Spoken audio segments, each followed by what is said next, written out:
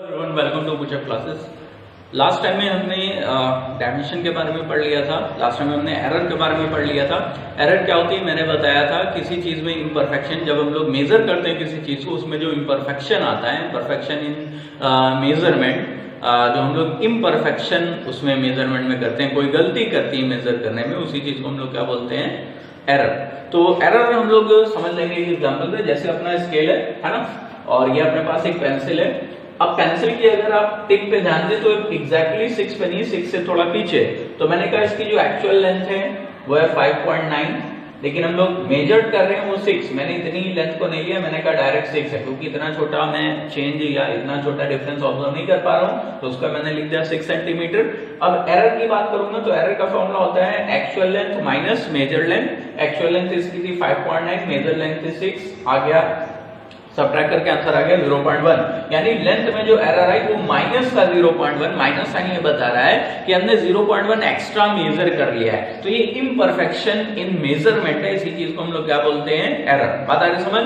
तो एरर को मैंने लास्ट टाइम दो तरह की थ्योरेटिकल एरर बताई थी। पहला हमने बताया था सिस्टमैटिक एरर। सिस्टमैटिक एरर क्या होता है? सिस्टमैटिक एरर भी मैंने दो तरह की बताई थी। एक बताया था पर्सनल एरर।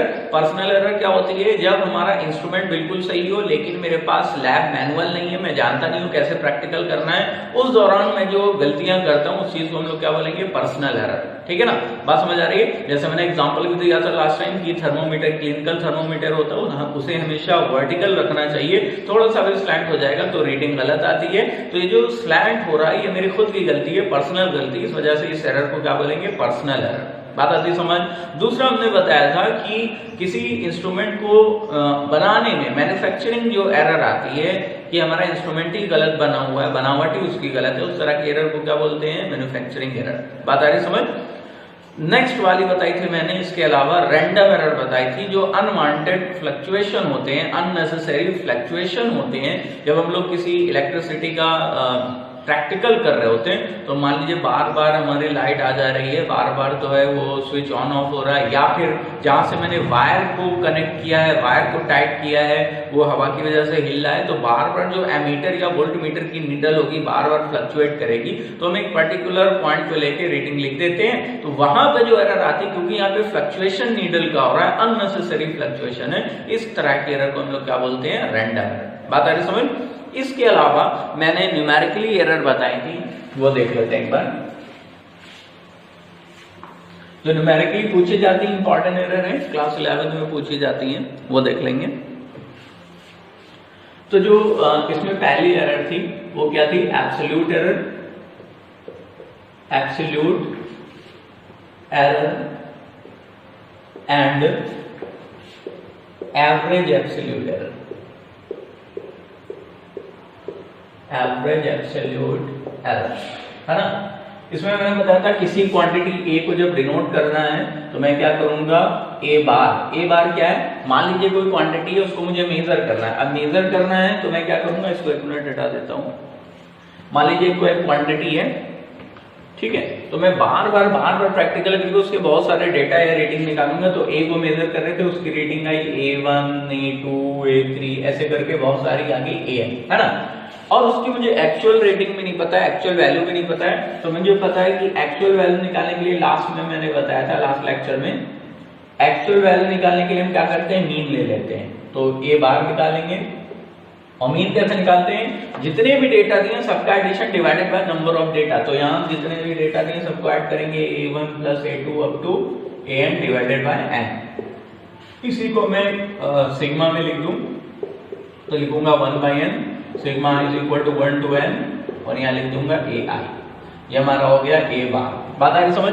फिर मैंने बताया था इसी का जब मैं एवरेज ले लूंगा तो ये आ जाएगी एवरेज एब्सोल्यूट एरर।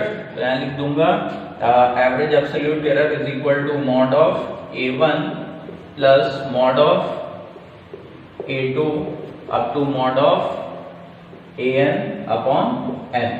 तो किसी भी क्वांटिटी को जब हम लोग डिफाइन करते हैं तो क्या लिखते हैं, ए bar plus minus delta a बार। यहाँ प्लस माइनस क्यों आ रहा है, या तो इतनी एरर ज्यादा होगी या इतनी एरर कम होगी। तो ये हमारी थी एब्सोल्यूट एरर और एवरेज एब्सोल्यूट एरर। बात आ रही समझ?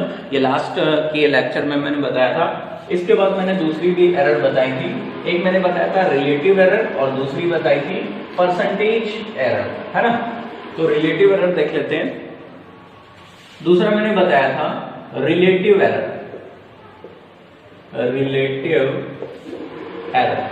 है ना।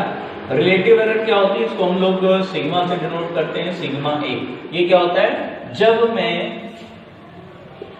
Delta a bar upon a बार लिखता हूं, है ना, मतलब एवरेज एब्सोल्यूट एरर का रेशियो मीन के साथ निकालते हैं, तो इसे हम क्या बोलते हैं, रिलेटिव एरर, ठीक है। और जब इसका ही परसेंटेज ले लेते हैं तो हमारी आ जाती है परसेंटेज एरर।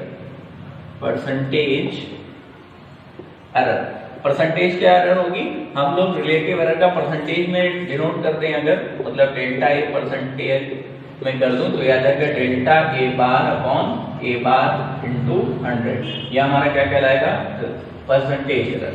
बात आ रही समझ, इतना मैंने लास्ट टाइम बताया था। लास्ट लेक्चर में मैं इसके रूल्स बता रहे थे और पैरा रूल मैंने लिख भी दिया था कि अगर कोई एक क्वांटिटी, ध्यान से सुनेंगे, मैंने बताया था अगर कोई एक क्वांटिटी बाकी अदर दो क्वांटिटी के एडिशन या सब्ट्रैक्शन से बनी है तो उस नेट क्वांटिटी में जो एरर आएगी वो उन दोनों क्वांटिटी के एरर के एडिशन के इक्वल आएगी, है ना। इसको मैं दिखा देता हूं एक बार, हमने क्या कहा था रूल्स में। मैंने बताया था, पहला रूल बताया था कि कोई क्वांटिटी z है और वो किस पे डिपेंड कर रही है, x और y पे, है ना। तो अगर मैं z को लिखना चाहूं तो क्या लिखूंगा, z bar is equal to z bar plus delta z bar, है ना। x को लिखना चाहूं तो क्या लिखूंगा, x is equal to x bar और plus minus delta x bar. इसी तरह y को लिखना चाहूं तो क्या लिखूंगा, y is equal to y bar plus minus delta y bar, ठीक है ना। ये तो मैंने अभी बताया था कि किसी क्वांटिटी को अगर हमें डिनोट करना है तो इस तरह से हम लिख सकते हैं, ठीक है। तो अब आपसे कह रहा है अगर कोई क्वांटिटी z दो अदर क्वांटिटी x और y के एडिशन या फिर सब्ट्रैक्शन पे डिपेंड करता है, तो z में जो एरर होगी, z में एरर क्या है ये, ठीक है ना, z में जो एरर होगी मतलब डेल्टा z बार, वो x की एरर मतलब x की एरर डेल्टा x बार और y की जो एरर है डेल्टा y बार, इसके एडिशन के इक्वल होगी। तो मैं यहां लिख देता हूं delta x bar plus delta y बार, है ना। तो ये पहला रूल हो गया था, इसको हम लोग याद रखेंगे और लिख भी लेंगे। इस पे रिलेटेड एक क्वेश्चन भी हम लोग कर लेते हैं, ठीक है ना। एक क्वेश्चन देख लेते हैं, कहता है कि एक ट्रायंगल है और ट्रायंगल की तीन साइड दी हैं, ये दी है ए बी सी, ठीक है ना। ए की वैल्यू दी है 2 प्लस माइनस 0.3, बी की वैल्यू दी है 3 प्लस माइनस 0.1, सी की वैल्यू दी है 1 प्लस माइनस 0.5, ऐसा दिया, ठीक है। मतलब ए की जो वैल्यू है वो है 2, उससे 0.3 ज्यादा है या कम है, बी की जो वैल्यू है 3 उससे 0.1 ज्यादा है या कम है, सी की वैल्यू 1 उससे 0.5 ज्यादा है या कम है, ठीक है। अब ये जो तीनों चीजें हैं, इन चीजों को ही मैं क्या बोलूंगा, एरर, इन तीनों में एरर, ठीक है। अभी कह रहा है क्वेश्चन देखिए, क्वेश्चन क्या कहता है, कहता है find parameter and it's error. Parameter बताइए और इसकी एरर बताइए। तो हमें पता है कि एक ट्रायंगल की पैरामीटर क्या होता है, एडिशन ऑफ थ्री साइड।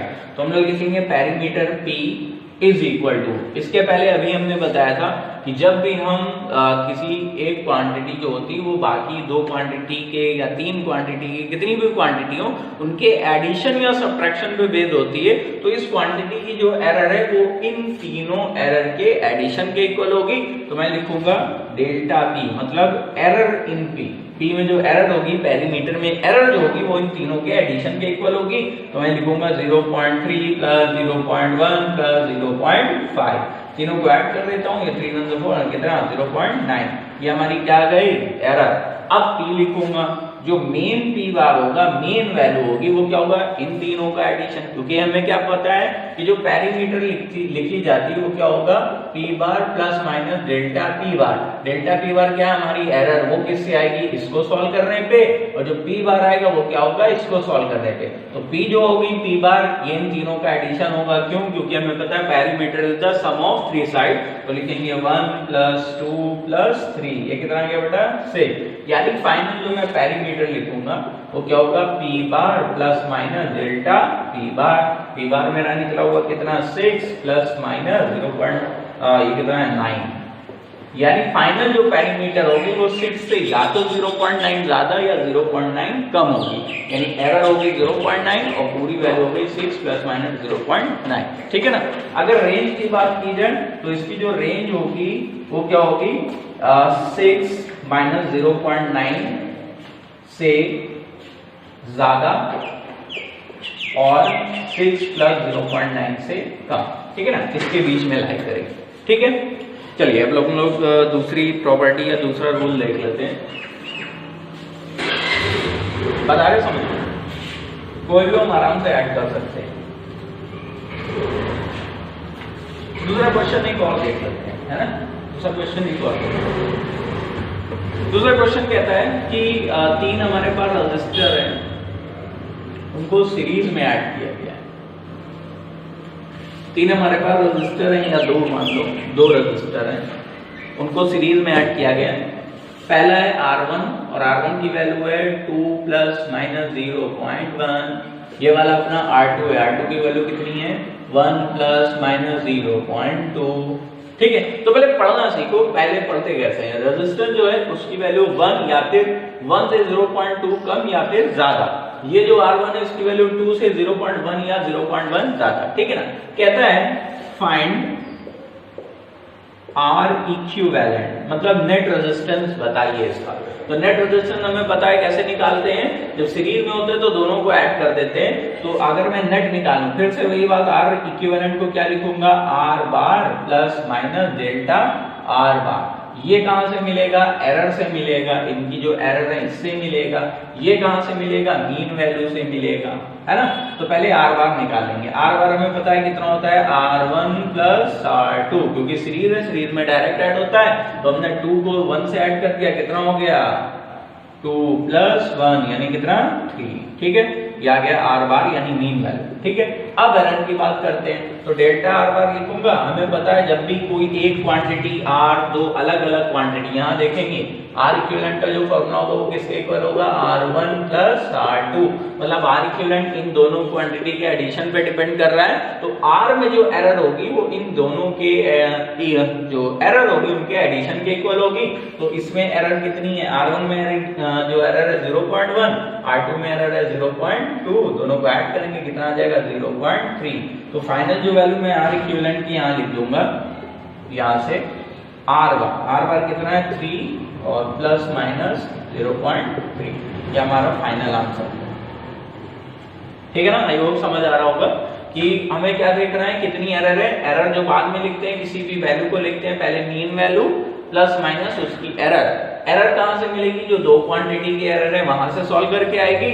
और मीन जो वैल्यू है वो तो फॉर्मूले से आएगी, फॉर्मूला में पता होना चाहिए। मेरे को पता था R इक्विवेलेंट जो होगा वो R1 + R2 के इक्वल होगा। तो मीन वैल्यू दोनों को ऐड कर दिया, 1 + 2 कितना आ गया 3, और एरर भी ऐड कर दी, कितना आ गया 0.3। ठीक है ना। रूल 2 पढ़ लेते हैं।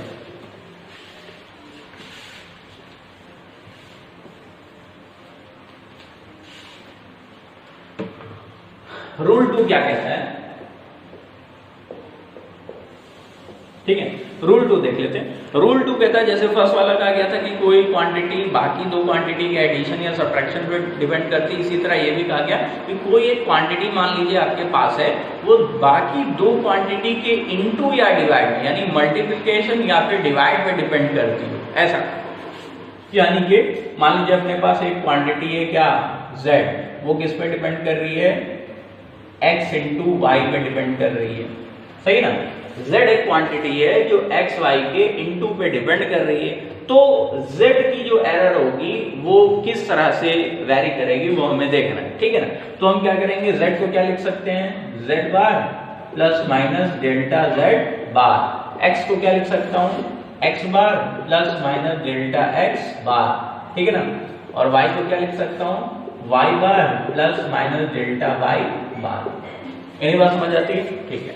अभी मैं क्या करूंगा, इन दोनों का इंटू कराऊंगा, तो x का y में अगर मैं इंटू कराऊं तो कितना आ जाएगा, x बार y बार, ठीक है। x का इसमें कराऊं तो कितना आ जाएगा, plus minus x bar delta y bar, ठीक है ना। डेल्टा x का इसमें कराऊं तो क्या आ जाएगा, plus minus delta x bar y bar, और डेल्टा x का डेल्टा y में कराऊं तो क्या आ जाएगा, plus minus delta x bar delta y bar, ठीक है ना। इतनी बात समझ आ रही है। और इधर ऐसे लिख देता हूं z bar plus minus delta z बार, ठीक है।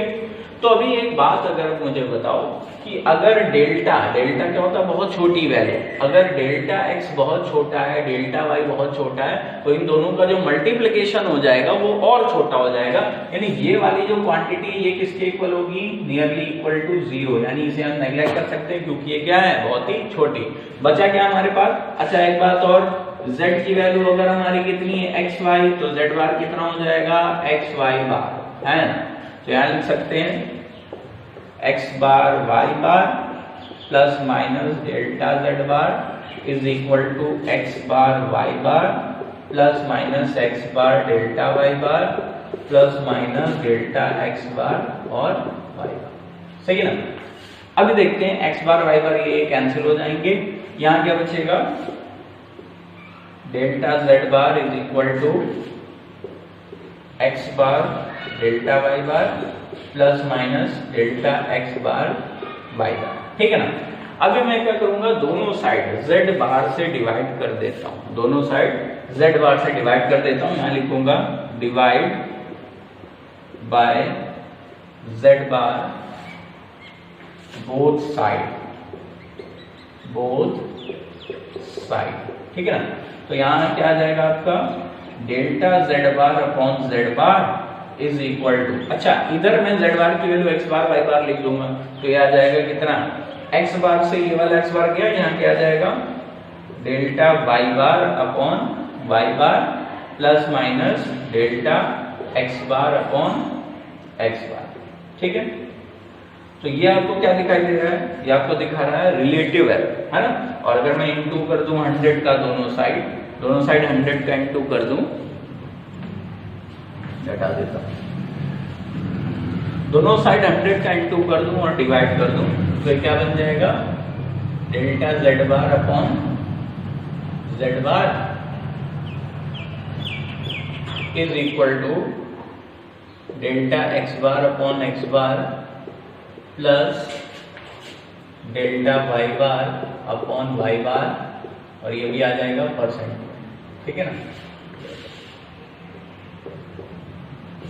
तो हमें यहां से क्या पता चला कि अगर कोई क्वांटिटी बाकी दो क्वांटिटी के इनटू पे डिपेंड करेगी, अभी हमने लिखा था यहाँ पे क्या, z is equal to x into y, यानी कि अगर कोई क्वांटिटी z बाकी दो क्वांटिटी x इंटू वाई या x divided by y, into और डिवाइड दोनों के लिए ट्रू है, इस पे डिपेंड करती है, तो जो z की हमारी रिलेटिव एरर या परसेंटेज एरर होगी वो x और y की परसेंटेज एरर के एडिशन के इक्वल होगी। Point to be noted, addition के इक्वल होगी, चाहे इंटू हो या डिवाइड हो, हमेशा क्या होगा, ऐड होगा। याद रहेगा, ये प्रॉपर्टी अच्छे से लिखेंगे, समझ के लिखेंगे, स्कूल में प्रूव करने को आती है, ठीक है। इससे रिलेटेड भी हम लोग क्वेश्चन कर लेते हैं 2-3, है ना। क्वेश्चन कर लेते हैं। कहता है भाई कि एक हमारे पास क्यूब है, एक हमारे पास क्यूब है, और क्यूब की जो साइड है ए बी सी, क्यूब की जो साइड है वो ए बी सी है। ए की वैल्यू मेरे को दी है 3 प्लस माइनस 0.6, बी की जो वैल्यू दी है वो दी है 2 प्लस माइनस 0.4, सी की जो वैल्यू दी है वो दी है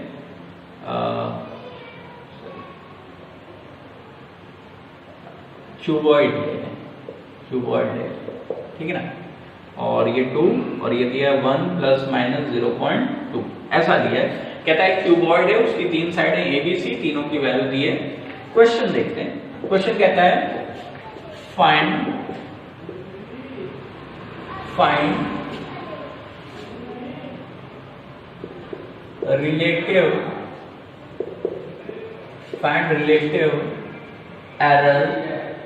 relative error in its volume में रिलेटिव एरर बताइए, है ना। तो सबसे पहले क्वेश्चन में हमें ध्यान देना पड़ेगा कौन सी एरर पूछा गया है। यहाँ पे पूछा है रिलेटिव एरर। तो हम जानते हैं जो वॉल्यूम होता है एक क्यूबॉइड का वो क्या होता है, ए बी सी, मतलब ए बी सी के प्रोडक्ट के इक्वल। अगर मैं इसकी एरर लिखूंगा, अभी मैंने बताया किसी क्वांटिटी को, ये क्वांटिटी है बाकी क्वांटिटी के मल्टीप्लिकेशन या डिवाइड पे डिपेंड करती है, तो v की या उस क्वांटिटी में जो हमारी एरर होगी वो इन तीनों के एडिशन के इक्वल होगी। तो हम लिखेंगे यहाँ पे डेल्टा v बाई वी, है ना, is equal to delta a by a plus delta b by b plus delta c by c। तो बल लगा देते हैं ऐसा। तो सबसे पहले तो ये इक्वेशन लिखनी आनी चाहिए, और इक्वेशन कैसे लिखेंगे कि हमें रूल पता होना चाहिए। रूल मैंने बता दिया कि अगर कोई क्वांटिटी बाकी 3, 4 जितनी भी क्वांटिटी उनके एडिशन या डिवाइड पर डिपेंड करती है, तो उन सबकी जो एरर है, रिलेटिव एरर है, उनको क्या करना पड़ेगा, ऐड करना पड़ेगा। ठीक है भाई, इतना समझ आ गया। अब हम देखते हैं, ये तो हमारी हो गई रिलेटिव एरर। डेल्टा ए क्या है, डेल्टा ए होता है, डेल्टा ए का मतलब इसकी एरर, ये जो है, ये जो है, ये जो है, ये सारी क्या है, एरर। तो मैं डेल्टा ए मतलब ए में एरर लिखता हूँ 0.6 और ए कितना है मेरा 3, तो 0.6 by 3 plus 0.4 by 2 plus 0.2 by 1। तो इसको सॉल्व कर दूंगा, यह आ जाएगा 2, यह आ जाएगा 2 और वो ऐसे ही 2, तो आ जाएगा 0.6, यह आ जाएगा डेल्टा बी बाई बी। यानी जो रिलेटिव एरर होगी हमारी वॉल्यूम में वो हो जाएगी 0.6। बात आ रही समझ? परसेंटेज निकाल देंगे तो 0.6% आ जाएगा। कर सकते ना?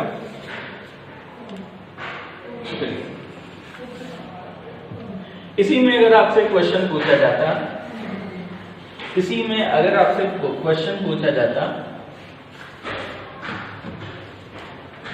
Find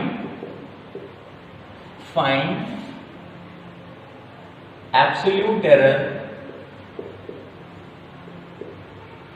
find average absolute error and final value of volume,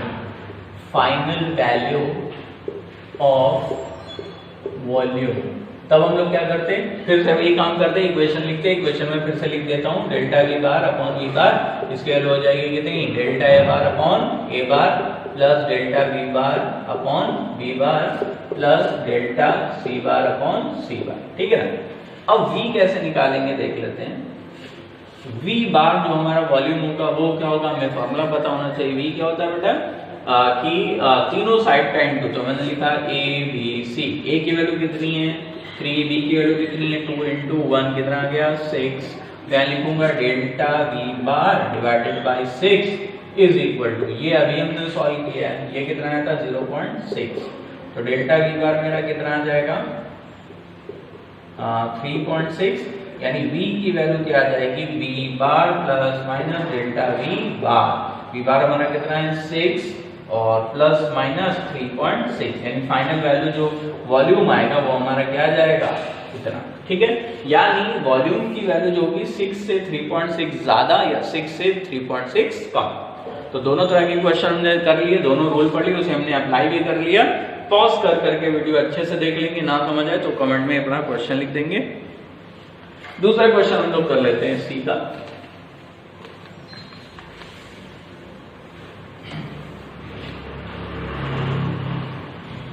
next question है इसका कि मान लीजिए कहता है एक क्यूब है ना, क्यूब का जो मास है, क्यूब का मास दिया है वो क्या दिया है 6 प्लस माइनस 0.6 kg, मतलब 6 किलो से या तो 0.6 ज्यादा या तो 0.6 कम। और जो उसकी साइड दी है या वॉल्यूम दिया है, वॉल्यूम दिया है, वॉल्यूम कितना दिया है, वॉल्यूम मेरे को दिया है 48 प्लस माइनस 0.6 मीटर क्यूब, ऐसा दिया। कहता है फाइंड डेंसिटी, डेंसिटी बताना मतलब फाइनल वैल्यू बताना है, it's average absolute error and relative error, तीनों चीज पूछ रहा है ना। कहता है मास दिया है, वॉल्यूम दिया है, मेरे को डेंसिटी बताओ, यानी डेंसिटी की फाइनल वैल्यू कितनी होगी, एवरेज एब्सोल्यूट एरर बताना है और रिलेटिव एरर बताना है। तो तीनों को बिल्कुल अच्छे से, बिल्कुल आराम से बहुत समझ के करेंगे, ठीक है। तो सबसे पहले मैं देख लेता हूँ फॉर्मूला। इसको सब क्वेश्चन करने से पहले मेरे को फॉर्मूला पता होना चाहिए, यही फर्स्ट हम पता होना चाहिए फॉर्मूला। तो हमें पता है डेंसिटी का फॉर्मूला क्या होता है बेटा, मास पर यूनिट वॉल्यूम, हाँ या ना, होता है ना, ठीक है। तो अभी मैं क्या करूंगा, रूल 2 में मैंने पढ़ा, अगर एक क्वांटिटी बाकी दो क्वांटिटी के इनटू या डिवाइड पे डिपेंड होती है तो उनकी रिलेटिव एरर को हम लोग क्या करते हैं, ऐड कर देते हैं। तो ऐड कर दो। तो इधर मैंने लिख दिया delta d bar upon d bar is equal to delta m by m bar और plus delta v bar upon v bar. सही है ना, बात आ रही समझ, ठीक है बेटा। तो ये हमारी क्या है, रिलेटिव एरर। रिलेटिव एरर हम आराम से निकाल सकते हैं। डेल्टा एम क्या होता है, बाद वाली, ये मास की बाद वाली एरर। एरर कितनी इसमें 0.6, एम कितना है अपना 6 और प्लस 0. ये कितना है 6 बाई 48। सही है ना, ठीक है बेटा। आगे सॉल्व कर देते हैं। तो ये आ जाएगा 0.1 और ये आ जाएगा 0.1/8। 2 पॉइंट तक लेंगे, 2 डिजिट तक लेंगे तो आ जाएगा आपका 0.01। ठीक है। तो ये आपकी रिलेटिव एरर जो हो गई, रिलेटिव एरर हो जाएगी 0.11। ठीक है। तो पहला आंसर हमको मिल गया, रिलेटिव एरर हो गया 0.11। ठीक।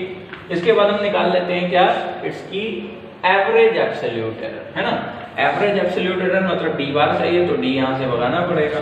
और डी बार क्या है हमारा, डी बार निकाल लेंगे एम बार अपॉन वी बार। मास मेरे को देखो कितना दिया है 6, वी देखो मेरे को कितना दिया है 48, 1/8 आ गया। डी बार हमारा 1/8 आ गया। तो डेल्टा वी डी बार की वैल्यू आ जाएगी, डी बार इसको इधर ले गए और ये पूरा ऐसा ही कितना, delta m bar upon m bar plus delta v bar upon v bar. इसकी वैल्यू हम निकाल चुके हैं 1/8 इंटू 0.11।